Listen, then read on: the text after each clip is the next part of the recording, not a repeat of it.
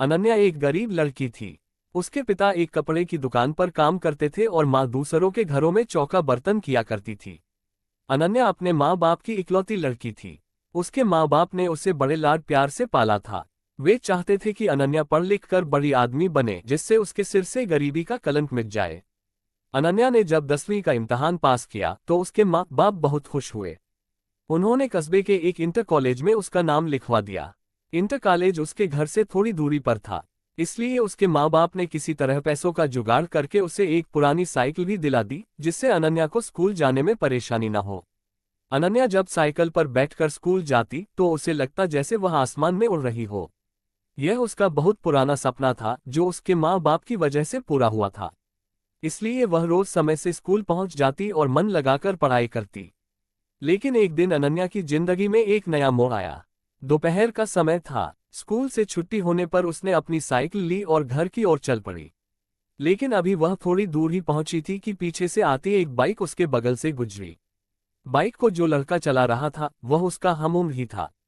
लड़के ने थोड़ा आगे जाकर अपनी बाइक रोक दी और अनन्या को रुकने का इशारा किया। अनन्या उस लड़के को अक्सर रास्ते में देखा करती थी। जब भी वह स्कूल आती और स्कूल से जाती तो वह लड़का सड़क के किनारे खड़ा उसे निहारा करता था। शुरू में उसे देखकर अनन्या को बहुत गुस्सा आता था, लेकिन धीरे धीरे वह उसे अच्छा लगने लगा था। इस तरह से रास्ते में रोके जाने से अनन्या घबरा सी गई। पहले उसका मन हुआ कि वह अपनी साइकिल आगे बढ़ा दे, लेकिन फिर न जाने क्या सोचकर उसने अपनी साइकिल में ब्रेक लगा दिया। वह लड़का अनन्या के पास आ गया और धीरे से बोला, मेरा नाम सुमित है। मैं रोज आपको स्कूल जाते हुए देखता हूँ। अगर आप बुरा न माने तो मैं आपसे कुछ कहना चाहता हूँ। क्या? अनन्या के मुंह से सिर्फ इतना ही निकला। सुमित ने अपनी शर्ट की जेब से एक गुलाब की कली निकालकर उसके हाथ में रख दी और उसकी मुट्ठी बंद करते हुए बोला, मैं तुमसे बहुत प्यार करता हूँ। उठते बैठते, सोते जगते हर समय बस तुम्हारे बारे में सोचा करता हूँ। मुझे कुछ भी अच्छा नहीं लगता है। सुमित और भी बहुत कुछ कहना चाहता था, पर अनन्या ने उसके होठों पर हाथ रखकर उसे चुप करा दिया। तो आपको मेरा प्यार कबूल है? उस लड़के ने अनन्या की आंखों में आंखें डालकर पूछा। अनन्या शर्मा गई। उसने चुपचाप हाँ में अपनी गर्दन हिलाए और साइकिल पर बैठकर तेज तेज पैदल चलाती हुई अपने घर को चली गई। इस तरह अनन्या और सुमित में बातचीत की शुरुआत हो गई। सुमित रोज उसके लिए कोई न कोई गिफ्ट लाता और उसके लिए जीने मरने की कस्में खाता। उसकी बातें सुनकर अनन्या दीवानी हो जाती और सपनों की दुनिया में खो जाती।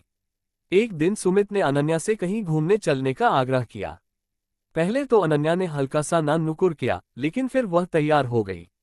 उस दिन अनन्या बहुत खुश थी।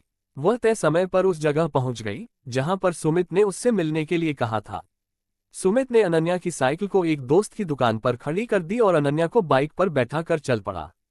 सुमित अनन्या को लेकर नदी के पास पहुंचा। वहां पर उसने अपनी बाइक खड़ी कर दी और दोनों लोग घास पर बैठकर बातें करने लगे। सुमित ने अनन्या से एक दो बातें की, फिर वह उसके करीब आ गया और उसके चेहरे से खेलने लगा। धीरे धीरे अनन्या पर एक नशा सा छाता चला गया। शायद वह सुमित के मन की बात समझ नहीं पाए, इसलिए उसने अपने आप को सुमित के हवाले कर दिया। दोनों लोग एक दूसरे के प्यार में खो गए और दो जिस्म एक जान हो गए। अभी वे दोनों लोग ठीक से नॉर्मल भी ना हो पाए थे कि तभी न जाने कहां से वहां पर 3 लड़के आ गए। उन्हें देखकर अनन्या हक्का बक्का रह गई और जल्दी जल्दी अपने कपड़े सही करने लगी। ये देखकर एक लड़के ने उसका हाथ पकड़ लिया और अपने पास घसीटता हुआ बोला, इतनी भी क्या जल्दी है रानी, हम भी तो तुम्हारे दीवाने हैं। थोड़ा हमारा भी तो मनोरंजन कर दो। अनन्या ने कातर दृष्टि से सुमित की ओर देखा, पर वह अनन्या की मदद करने के बजाय हंस रहा था। ये देखकर अनन्या का हृदय चीत्कार कर उठा। यानी कि यह सब सुमित की एक सोची समझी चाल थी। अनन्या आगे कुछ सोच ही नहीं पाए, क्योंकि वे तीनों लड़के उसके ऊपर भूखे भेड़िए की तरह टूट पड़े थे।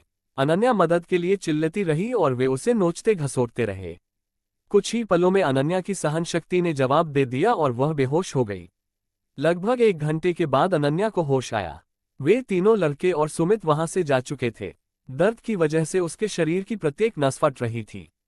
उसकी आंखों के आगे अंधेरा छाया हुआ था।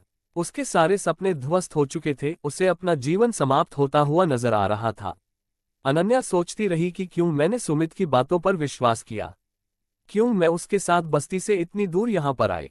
अब मैं क्या मुंह लेकर अपने घर जाऊंगी, अपने माँ बाप को क्या बताऊंगी। मेरा ये हाल देखकर वे तो जीते जी मर जाएंगे। अनन्या के शरीर में बिल्कुल भी शक्ति नहीं बची थी। वह किसी तरह घिसटती हुई नदी के किनारे पहुंची।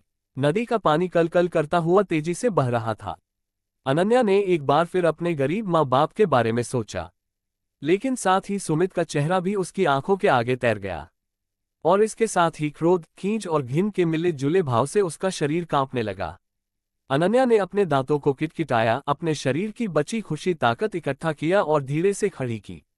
उसने अपनी आंखें बंद कर लीं, हाथों को जोड़कर मन ही मन अपने माता पिता से माफी मांगी और फिर नदी में छलांग लगा दी।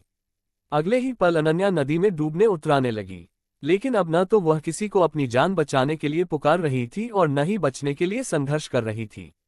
उसका मन अब भी अपने बेवफा प्रेमी के बारे में सोच रहा था।